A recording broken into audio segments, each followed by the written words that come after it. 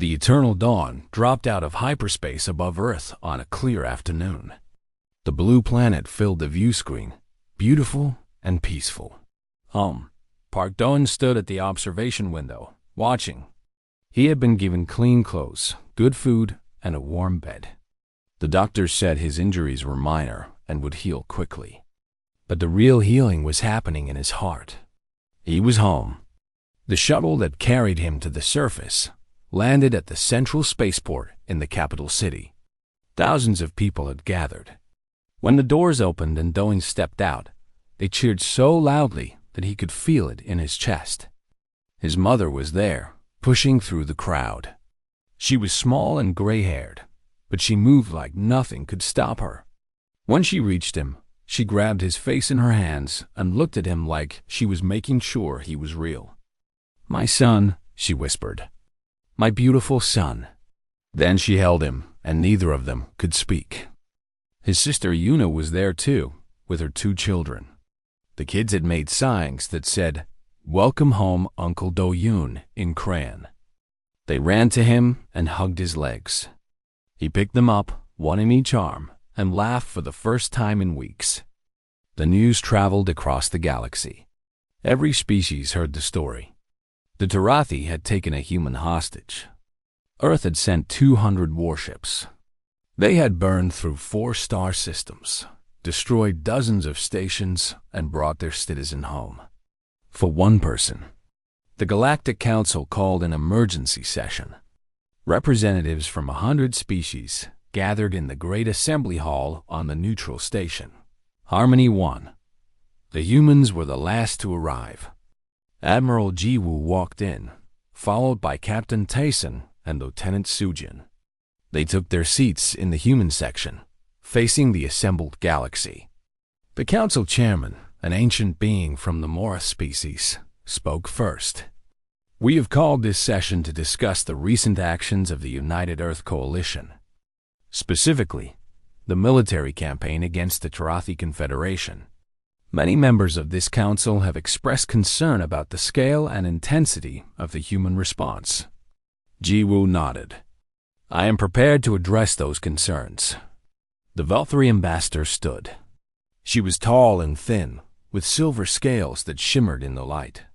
"Admiral, your forces destroyed 53 Tarathi military installations. You caused the deaths of over 4,000 Tarathi soldiers. You brought the Tarathi Confederation to the edge of collapse. All for one person." She paused. Was this truly necessary? Ji-woo stood slowly. She looked around the assembly, meeting eyes from a dozen different species. "Ambassador, let me tell you what happened. The Tarathi kidnapped an innocent man from a research station. He was a scientist. He had never harmed anyone. They took him from his work, put him in a cell, and threatened to kill him slowly if we did not give them territory." She walked forward, her voice steady and clear. "They thought we would calculate. They thought we would weigh his life against the cost of war. They thought we would do what any sensible species would do, accept the loss and move on." She stopped in the center of the chamber. They were wrong. The room was silent. You ask if our response was necessary. I say it was essential. Because the moment we allow our people to be taken without consequence, we tell the galaxy that human lives are cheap. We tell every species watching that they can kidnap our citizens, threaten our families, and we will do nothing. Her voice rose, filling the chamber. We will never do nothing. We will never abandon our own. Every human, no matter how far from Earth, no matter how small or unimportant they seem, carries the full weight of our civilization behind them. Touch one of us, and you touch all of us. She turned to the Valkyrie ambassador directly. The Tarathi did not understand this. Now they do. And now, ambassador, so does everyone else. She sat down. The chamber was silent for a long moment. Then the Morath ambassador, Tevex, stood. He was the same species as Do-yoon's friend from the research station. His voice was gentle, but carried across the room. "I have known humans for many years. I have worked beside them. I have called them friends. What the Admiral says is true. Humans are different from the rest of us. They do not count lives as numbers. They do not trade people for advantage. He looked at Jiwoo with something like admiration. Some call this madness. I call it love. Love for each other. Love for their own. It is a powerful thing, and perhaps we should not fear it. Perhaps we should learn from it. He sat down. Around the chamber, representatives began to murmur. The Khasan Emperor's voice came next, thin and cold. And what of the species who supported the Tarathi? What of those who helped plan this kidnapping? Jiwoo smiled, but there was no warmth in it. They know who they are. They have seen what happens when humans are pushed. I believe they will make better choices in the future. The Khasan Emperor said nothing more. After the session ended, High Counselor Verath of the Tarathi formally apologized. He admitted that Commander Yelvrix had acted with his knowledge and approval. He agreed to pay reparations to the United Earth Coalition. He agreed to never threaten a human citizen again. Nexus, the young guard who had helped with the rescue, was granted asylum on Earth. He became a speaker for peace between species, traveling the galaxy to share his story. Commander Yelvrix was put on trial by his own people. He was found guilty of crimes against the peace and sentenced to life imprisonment. He spent his remaining years in a cell not so different from the one where he had kept Do-hyun. The three species who had supported the kidnapping quietly withdrew their ambassadors from Tarathi space. They sent private messages to Earth, promising friendship and cooperation. Admiral Jiwoo accepted their words but did not forget what they had done. Months passed. The story became legend. Park Do-hyun returned to his work. He was offered jobs on Earth, in safe laboratories where no one would bother him. He turned them down. Instead, he asked to be assigned to a new research station, even farther from Earth than the last one. "Are you sure?" his mother asked. After everything that happened, Do-hyun smiled. "I am sure. The galaxy is full of things to discover. And now I know that no matter how far I go, I am never alone. Earth will always come for me." He launched to his new station on a bright spring morning. His mother and sister came to see him off. His little niece and nephew made new signs that said, "See you soon, Uncle Do-hyun." As his ship rose into the sky, Do-hyun looked back at the blue planet below. He thought about everything that had happened. The fear, the loneliness, the moment when the cell door opened and he saw human faces coming to save him. He thought about Admiral Jiwoo's words, "You are one of us." That is all the reason we needed. That was what it meant to be human. Not just strength or technology or intelligence, but the simple truth that every person mattered, that no one was left behind. Far across the galaxy, other species told this story to their children. It became a warning and a lesson. Do not take humans lightly. Do not threaten their people. Because if you do, they will come for you. They will burn through every obstacle. They will never stop, never slow down, never give up. All for one person. In a classroom on a distant world, a young alien student raised her hand. "Teacher," she asked, "why are humans so feared?" The teacher, an old Morath with kind eyes, thought for a moment. "Because," he said finally, "they will sacrifice everything they have built to save just one of their own. And they will do it without hesitation, without regret, and without asking if the cost is too high." The student looked confused. "But that seems illogical." "Perhaps," the teacher agreed. "But it is also beautiful. And it is why, of all the species in the galaxy, humans are the ones you should never underestimate." Far away, on his new research station, Park Do-hyun looked out at the stars. He was one small person in an infinite universe. But he was not alone. He never would be. He smiled and got back to work. The human fleet arrived at the Tarathi homeworld at dawn. From orbit, the planet looked peaceful.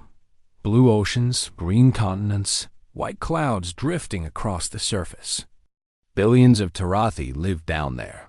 Families, children, workers, teachers, normal people who had nothing to do with the kidnapping. Admiral Jiwoo looked at the planet through the main view screen of the Eternal Dawn. She had the power to destroy it. Her weapons could burn the surface clean. The Tarathi had given her every reason to hate them, but that was not why she was here. Position the fleet in high orbit, she ordered. Weapons ready, but do not fire. Not yet. Yes, Admiral. Captain Tassin confirmed. 200 human warships arranged themselves in a perfect circle above the Tarathi homeworld. They did not attack. They did not move. They simply waited, like a storm that had paused but not passed.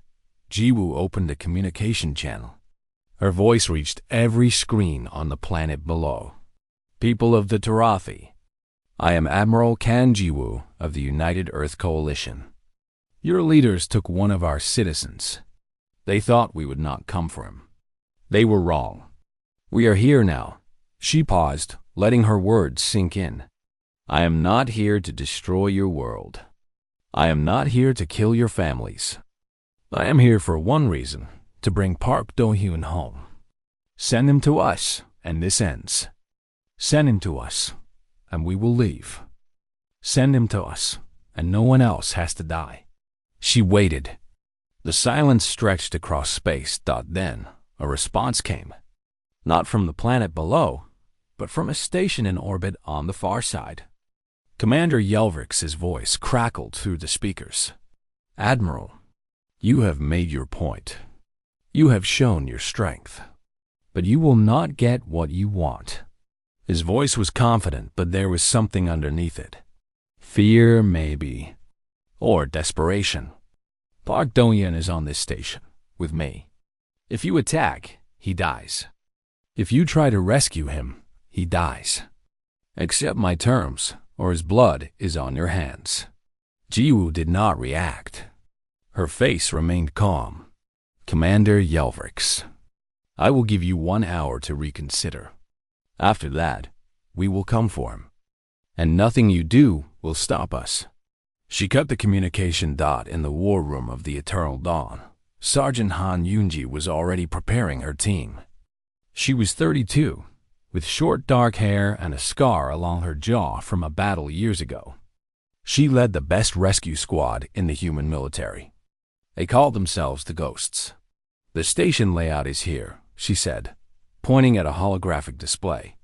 Her team of 12 gathered around her. Yelvrix is keeping Do-hyun in the holding cells on level 7. We enter through the maintenance tunnels on level 3. Move up through the service corridors and reach the cells without triggering the main alarms. Corporal Shin Donghae raised his hand. What about guards? Intel says there are at least 100 soldiers on that station. We avoid when we can. We eliminate when we must.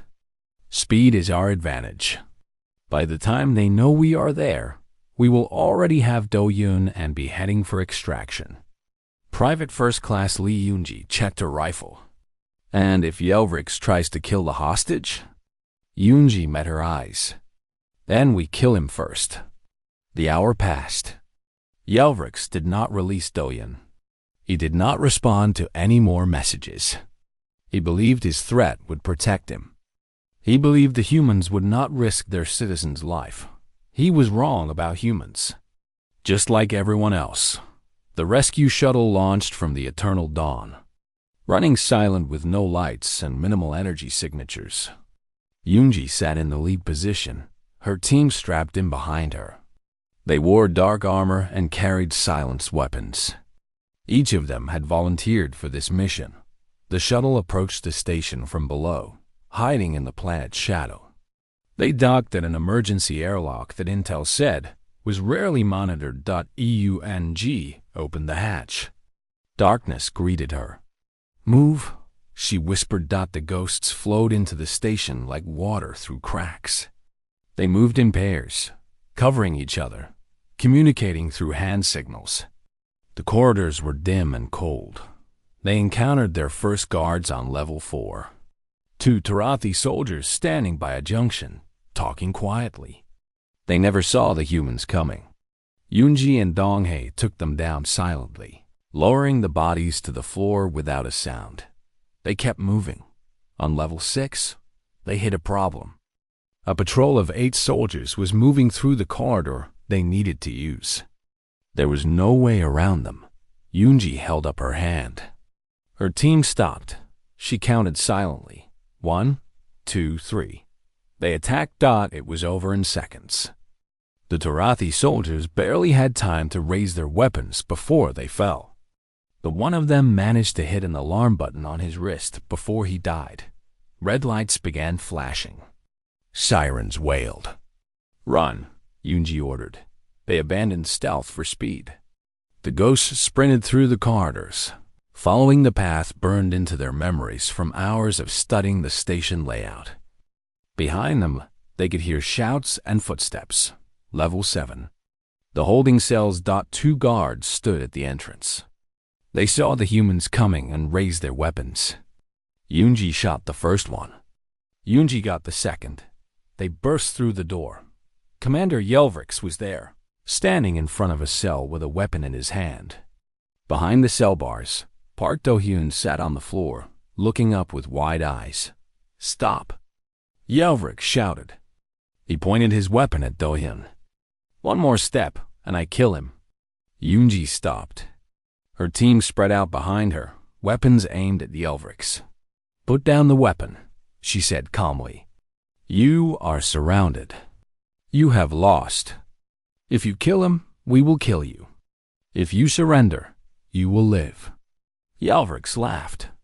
It was a broken sound. "Live? After this failure? I am already dead. My career, my honor, my everything. You humans have taken it all. We did not take anything. You did this to yourself when you kidnapped an innocent man." Yelvrix's hand shook. Sweat ran down his gray face. Behind him, a door opened. Nexus stepped through. The young guard who had spoken to Do-hyun in his cell. He held a weapon, but it was pointed at the floor. "Commander," Nexus said quietly, "please, enough people have died. Get back to your post." Yelvrix screamed. "That is an order." "I will not follow that order." Nexus raised his weapon and pointed it at his commander. "I became a soldier to protect our people, not to murder innocents. This is not who we are supposed to be." Yelvrix stared at him in disbelief. His hand trembled more. Yunji took one step forward, then another. "Look at me," she said to Yelvrix. "You can still choose how this ends. You can be the monster who killed a helpless man, or you can be the person who finally did the right thing." For a long moment, no one moved. Then Yelvrix lowered his weapon. Yunji moved fast. She took the weapon from his hands and pushed him toward her team. Donghae secured him with restraints. Yunji opened the cell. Park Do-hyun looked at her with tears in his eyes. "Are you really here?" he whispered. "You actually came?" Yunji smiled. "Of course we came. We are human. We do not leave our people behind." Yunji put her hand on Do-hyun's shoulder. "Can you walk?" "I think so." "Good. Stay close to me." They moved back through the station. Tarathi soldiers tried to stop them, but the fight had gone out of most of them. Word had spread that Yelvrix was captured. Word had spread that the humans had won. The shuttle was waiting where they had left it. They loaded Do-hyun aboard, then Yelvrix in restraints. Then the entire team as the shuttle lifted off. Yunji sent a message to the Eternal Dawn. Package secured. Heading home. On the bridge of the flagship, Admiral Jiwoo received the message. For the first time in days, she allowed herself to relax. "All ships," she announced. "Stand down. The mission is complete." She walked to the medical bay personally. When she arrived, the doctors were already treating Do-hyun. He was thin and tired, but alive. Alive. He looked up when she entered. Admiral Jiwoo? His voice was hoarse. I do not know how to thank you. I never thought. Jiwoo sat down beside him. For a moment, she was not an admiral. She was just a woman, looking at a young man who had been lost and was now found. You do not need to thank me, she said gently. You are one of us. That is all the reason we needed. Do-hyun closed his eyes. Tears ran down his face. He was going home. Part 3. The first shot came from the eternal dawn. A beam of white light crossed the darkness of space and struck the Tarathi defense station. The station's shields held for 3 seconds. Then they broke, and the beam cut through the metal like a knife through paper. The explosion lit up the void. Every Tarathi ship in the area saw it. Every crew member felt the shockwave through their hulls. Then the rest of the human fleet opened fire. 200 warships fired at once. The space around the Tarathi defense line became a storm of light and fire.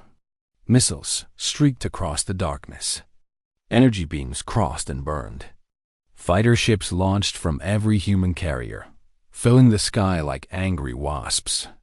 The Tarathi fought back. They were warriors, after all. They had won many battles. But this was different. The humans were not fighting like they expected. They were not careful. They were not measured. They pushed forward with everything they had, taking damage without slowing down. Min-jae sat in the cockpit of his fighter, leading a squadron of 12 ships. He was 26 years old, with steady hands and sharp eyes. This was his first real battle, but he flew like he had done it 1,000 times. Stay tight, he said into his communicator. Cover each other. We punch through their line and clear a path for the main fleet. Understood, squadron leader, came the responses. The squadron dove toward the Tarathi defense ships. Enemy fire filled the space around them. Min-jae twisted and turned, dodging beams that would have cut his ship in half. Beside him, his wingmate Choi Hana matched his every move. 3 fighters on your left. Hana shouted. Min-jae banked hard. He saw them coming. Tarathi interceptors, painted black with red stripes. They were fast, but not fast enough. He locked onto the first one and fired. The enemy ship exploded. Hana got the second. Their squadron mate Kim Jung-soo destroyed the third. Nice work, Min-jae called out. But the battle was not one-sided. A Tarathi cruiser fired a spread of missiles at the human line. One of them found its target. A ship called the Morning Star took a direct hit. Min-jae watched it break apart, fire blooming in the vacuum. 30 crew members died in an instant. Min-jae gripped his controls tighter. He thought of the briefing before the battle. Admiral Jiwoo had shown them a picture of Park Do-hyun, a quiet man with kind eyes, a scientist who had never held a weapon in his life. He is one of us, the admiral had said, and we do not leave our people behind. Now, watching the Morning Star burn, Min-jae understood the cost. But he also understood why they were here. If it was him in that cell, the fleet would come for him too. That knowledge made him fight harder. The battle lasted 90 minutes. By the end, the Tarathi defense line was destroyed. Every station was gone. Every ship was either burned or fleeing. The human fleet pushed forward, barely pausing to count their losses. They had lost 12 ships, 342 people dead. It was a high price. But they kept moving. Across the galaxy, other species watched through long-range sensors. They watched the destruction of the Tarathi border defenses in stunned silence. The Velthari Council called an emergency meeting. The Kosan Emperor demanded to know what was happening. The Morthic elders looked at each other with fear in their eyes. They had expected negotiations. They had expected caution. They had expected humans to behave like every other species in the galaxy, to weigh costs, to calculate risks, to accept losses when the price was too high. But the humans were not stopping. They were not negotiating. They were burning their way through Tarathi space like nothing else mattered. High Counselor Verith of the Tarathi watched the reports come in from his chamber on the homeworld. He was old, with deep lines on his gray face. He had led his people for 30 years. He had never seen anything like this. "Commander Yelvrix," he said into his communication screen. "What have you done?" Yelvrix's face appeared.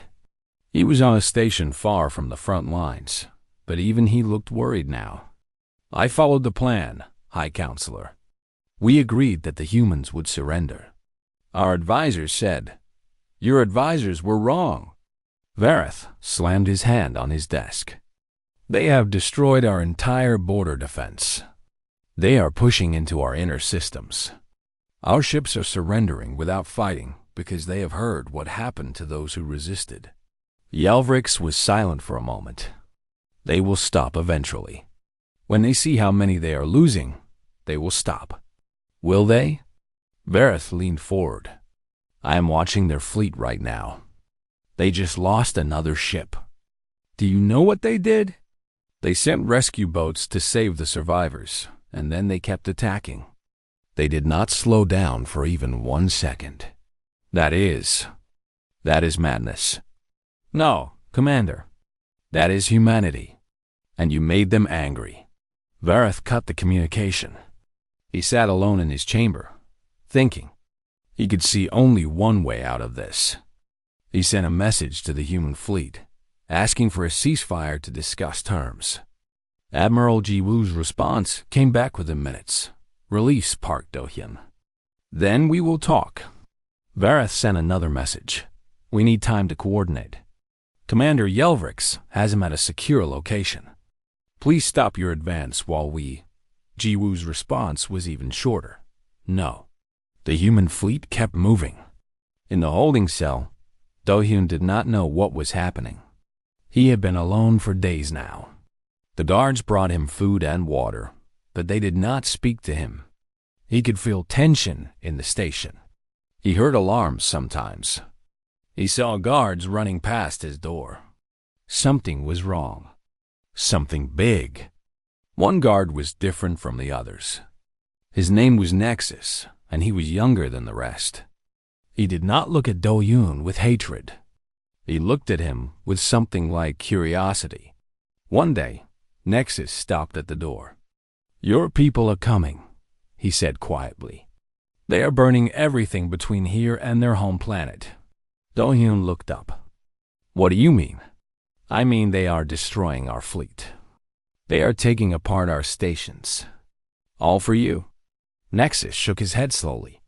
"I did not believe it at first. No species does that. But humans do. Why are you telling me this?" Nexus was quiet for a long moment. "Because I joined the military to protect my people. To serve with honor. This." He gestured at the cell, at Do-hyun's thin body and tired eyes. "This is not honor. This is cruelty. And now thousands of my people are dying because of that cruelty." He walked away without another word. Do-hyun sat in the darkness and let himself hope. He thought of his mother, who always said that family sticks together. He thought of his little sister Yuna, who used to cry when he went away and made him promise to always come back. He thought of Earth, of billions of people who had never met him but who were, apparently, coming to save him anyway. For the first time since his capture, Park Do-hyun smiled. In the command center of the Eternal Dawn, Admiral Jiwoo looked at the star map. They had cut through 4 Tarathi systems. They were 1 day away from the homeworld. Captain Tazen approached her. "Admiral, we have received surrender signals from 6 more ships. They are powering down their weapons and asking for mercy." "Granted," Jiwoo said. "We are not here to destroy them. We are here to get our citizen back." "Understood." Tazen paused. "Admiral, we have also received a message from Commander Yelvrix. He says if we come any closer, he will kill the hostage." Jiwoo turned to face him. Her expression did not change. Send this message to every ship in our fleet, every Tarathi ship that can hear us, and every species watching in the galaxy. She took a breath. Tell them that if Commander Yelvrix harms one hair on Park Do-yoon's head, we will not stop at the Tarathi homeworld. We will hunt down every person who participated in this kidnapping. We will find every leader who approved it. We will follow them to the edges of the galaxy if we must. There will be no negotiation. There will be no forgiveness. There will be only consequences. Tayson nodded slowly. I will send it immediately, Admiral. The message went out. Across the Tarathi systems, across the watching galaxy, everyone heard it. And everyone believed it. The Coalition Council chamber was the largest room on Earth. It sat at the heart of the capital city, built from white stone and tall windows that let in the morning sun. 200 representatives from every nation on Earth gathered here to make decisions that shaped the future of humanity. Today, they gathered for only 12 minutes. Admiral Kang Jiwoo stood at the center of the room. She wore her dress uniform, covered in medals from a lifetime of service. Her hair was silver, pulled back in a tight knot. Her face was calm, but everyone in the room could feel the anger beneath it. You have all seen the message, she said. Her voice carried to every corner of the chamber. The Tarathi have taken one of our citizens. They demand we give up 3 star systems. They think we will calculate the cost. They think we will weigh one life against territory and resources. She paused. The room was silent. They are wrong. A representative from the Eastern Coalition stood up. Admiral, with respect, we must consider the diplomatic path. Perhaps we can negotiate. Negotiate? Jiwoo turned to face him. They kidnapped a scientist, an innocent man studying bacteria on a research station. They threatened to kill him slowly. What negotiation would you suggest? The representative sat down. He had no answer. I am not here to ask permission, Jiwoo continued. I am here to inform you. The Third Fleet is already preparing to launch. We will bring Park Do-yoon home. We will send a message that no one in the galaxy will ever forget. Another representative spoke up. The Tarathi have allies. If we attack them, we could start a war with multiple species. Is one life worth that risk? Jiwoo walked toward him slowly. The room held its breath. Yes, she said simply. One life is worth that risk. One life is worth any risk. Because if we leave him behind today, who do we leave behind tomorrow? If we abandon our people when they need us, what are we protecting? What is the point of all our power if we do not use it to save our own? She looked around the room, meeting every pair of eyes. This is who we are. This is what makes us human. We do not count lives like coins.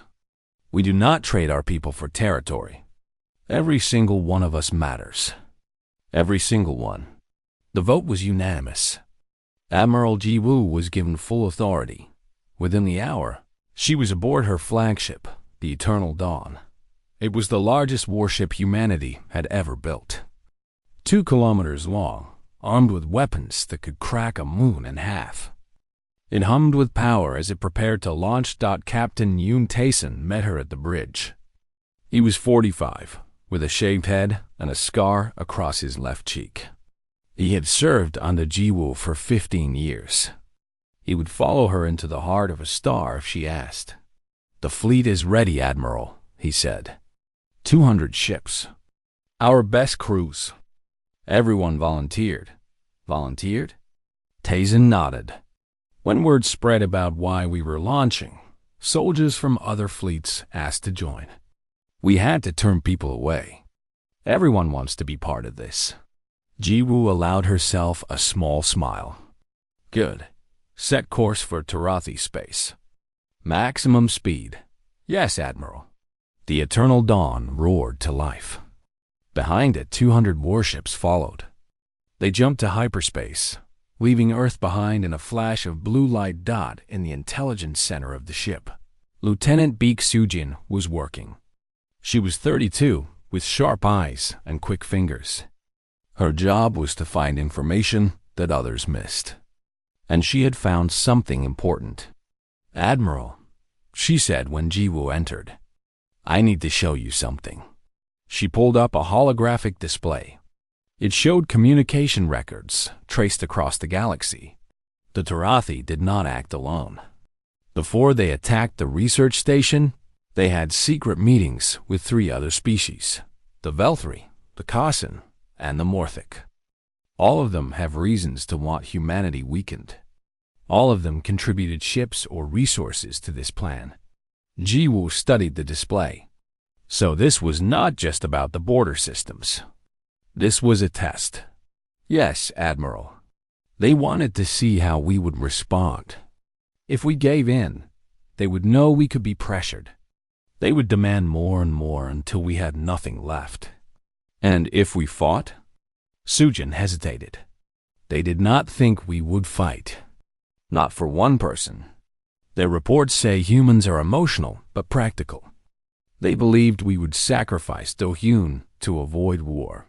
Jiwoo laughed. It was not a happy sound. They do not understand us at all. She turned to leave, then stopped. "Lieutenant, send a message to the Velthri, the Kasan, and the Morthic. Tell them we know what they did. Tell them to watch what happens next. And tell them to remember." "Remember what, Admiral?" "That we are coming." The fleet traveled for 2 days. As they moved through hyperspace, news spread across the galaxy. Other species watched in confusion and growing fear. The Morith sent a message asking what was happening. The answer was simple. Earth is bringing its citizen home. The Fenlix, a peaceful species who traded with everyone, sent a warning. The Tarathi have strong defenses. "You may lose many ships." Admiral Jiwoo sent back one word: irrelevant. On the 3rd day, the fleet dropped out of hyperspace at the edge of Tarathi territory. Before them stood the first defense line, a massive space station surrounded by 50 warships. Jiwoo opened a communication channel. Her voice echoed across the void. "Tarathi forces, this is Admiral Kang Jiwoo of the United Earth Coalition. You are holding one of our citizens. His name is Park Do-hyun. You have 6 hours to release him. If he is not delivered safely to our fleet within that time, we will come and get him ourselves." The Tarathi commander on the station laughed when he heard the message. He actually laughed. One human? He said to his crew, "They brought a war fleet for one human? These creatures are insane." He sent his response. "Admiral, you are outnumbered in our territory. Turn back now, or we will destroy you. Your citizen belongs to us." Jiwoo listened to the response. She did not laugh. "Start the timer," she told Captain Tayson. 6 hours. The hours passed slowly. Across the border, on both sides, crews watched and waited. The Tarathi were confident. They had faced many enemies before. They had always won. Aboard the Eternal Dawn, soldiers checked their weapons. Pilots ran final tests on their fighters. Engineers made sure every system was ready. In the medical bay, doctors prepared for wounded. They hoped they would not be needed. They knew they would be. The timer counted down. 5 hours. 4. 3. At 2 hours remaining, the Tarathi commander sent another message. "You are bluffing. No one starts a war for one person. Go home." Jiwoo did not respond. At 1 hour remaining, the Tarathi ships began to move into attack formation. They thought they were calling the bluff. They thought the humans would retreat. The timer hit 0. Admiral Jiwoo stood on the bridge of the Eternal Dawn. 200 ships waited for her command. Thousands of soldiers, pilots, and crew members held their breath. She thought of Park Do-hyun, sitting alone in a cold cell. She thought of his mother, crying on Earth. She thought of every human who had ever been taken, abandoned or left behind. Not this time. All ships, she said, her voice steady and clear. Open fire. The galaxy had never seen anything like what happened next. The research station floated in the darkness of space like a small silver coin against the endless black. It orbited a massive gas giant, far from any planet that claimed it. This was neutral territory, a place where scientists from many species came together to study the universe. Park Do-hyun stood by the observation window, watching the swirling storms on the giant planet below. He was 34 years old, with kind eyes and gentle hands. He had come here to study alien life forms. He was the only human on the station. Do-hyun, come look at this, called a voice behind him. He turned and smiled. Tivex, a scientist from the Mora species, was waving him over to a microscope. Tivex had blue skin and 4 arms, but after 6 months together, Do-hyun saw only a friend. What did you find? Do-hyun asked, walking over. A new bacteria from the moon samples. It changes color when it feels heat. Beautiful, yes? Do-hyun looked through the microscope and laughed softly. It is beautiful. Life always finds a way to surprise us. This was his life now. Quiet days filled with discovery. Friendly conversations with beings from distant stars. He missed Earth sometimes, missed the smell of rain and the taste of his mother's cooking. But he loved his work. He felt at peace here. That peace was about to end. The alarm came without warning. Red lights flashed across the station. A loud sound filled every room. Do-hyun looked up, confused. In 6 months, the alarm had never gone off. What is happening? Tivex asked, all 4 arms raised in surprise. Before anyone could answer, the station shook. Hard. Do-hyun grabbed the table to keep from falling. Through the window, he saw something that made his blood turn cold. Ships, massive warships painted black and red. They surrounded the station like predators circling prey. He counted 5, then 10, then stopped counting. The symbol on their hulls was one he recognized from his studies. Tarathi. The Tarathi were a proud species. They believed themselves superior to all others. They had fought many wars. They had won most of them. And they hated humans. They thought Earth was young, weak, and foolish. The station door exploded inward. Soldiers poured through, their weapons raised. They were tall, with gray skin and sharp teeth. Their eyes were yellow and cold.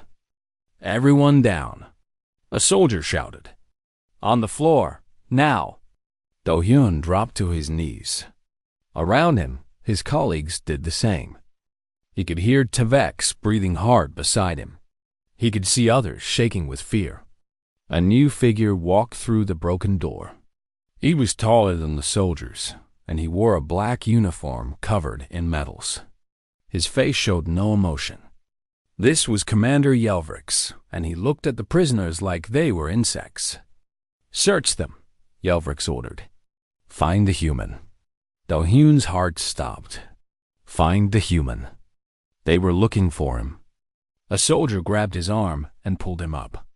Another checked his identification chip. The soldier nodded to Yelvrix. This is him, Commander. The human scientist. Yelvrix walked forward slowly. He stopped in front of Do-hyun and looked down at him. Do-hyun was not a small man, but Yelvrix made him feel like a child. Park Do-hyun, Yelvrix said, reading from a datapad. Xenobiologist. Born on Earth. No military service. No political connections. He smiled, but there was no warmth in it. Perfect. Why are you doing this? Do-hyun asked. His voice was steady, even though his hands were shaking. This is a research station. We have no weapons. We are no threat to you. You are not a threat, Yelvrix agreed. But you are useful. Your species loves its people. They cry over each other. They mourn each death like it matters. He leaned closer. We will see how much they love you. Do-hyun did not understand. Not then. The soldiers separated him from the others. They put him in a small transport ship. Through the window, he watched the research station grow smaller and smaller. He saw Tynix pressed against the window, watching him go. Then they jumped to hyperspace, and everything disappeared. Hours passed. Maybe days. Do-hyun lost track of time in the small cell they put him in. The walls were gray. The floor was cold. A single light buzzed above him. He thought about his family. His mother, who called him every week through the communication network. His younger sister, Yuna, who sent him pictures of her children. His father, who had died 3 years ago, but whose voice Do-hyun still heard in his dreams. He thought about Earth, the mountains he used to climb, the ocean he used to swim in, the night sky filled with stars that now felt so far away. The door opened. Commander Yelvrix walked in, followed by a soldier carrying a camera. "We are going to send a message," Yelvrix said. "You will say nothing. You will only stand there. Let them see you alive. Let them know we have you." The camera activated. Yelvrix spoke in the common galactic language, his words clear and cold. "To the United Earth Coalition. We have your citizen. His name is Park Do-hyun. He is unharmed for now." Yelvrix paused, letting the words sink in. "You will surrender the 3 border systems you stole from us. You will withdraw all military forces from the neutral zone. You have 10 days to agree. If you refuse, this human will die, slowly." The camera turned off. Yelvrix looked at Do-hyun with something like pity. "They will not come for you," Yelvrix said. "No species would start a war for 1 person. 3 star systems are worth more than 1 life. This is simple mathematics." He left. The door closed. Do-hyun was alone again. He sat on the cold floor and wrapped his arms around his knees. He did not cry. Not yet. But he felt the weight of loneliness pressing down on him like a physical thing. 10 days. Somewhere far away, in a place Do-hyun could not see, his message reached Earth. It played on screens in military command centers. It played in government buildings. It played in the home of his mother, who screamed when she saw her son's face. And in a tall building in the capital city, a woman with gray hair watched the message 3 times. Her name was Admiral Kang Ji-woo. She was 60 years old. She had fought in 4 wars and won them all. When the message ended, she turned to her aide. "Get me the fleet commanders," she said. Her voice was soft, but her eyes were burning. "All of them, now." The aide hesitated. "Admiral, the council will want to discuss. The council can discuss whatever they want. I am not going to discuss anything." She stood up, and in that moment, she looked like a storm about to break. "They took 1 of ours. They will learn what that means." Far away in his cold cell, Do-hyun looked up at the buzzing light and wondered if anyone would come for him. He did not know it yet, but Earth was already moving.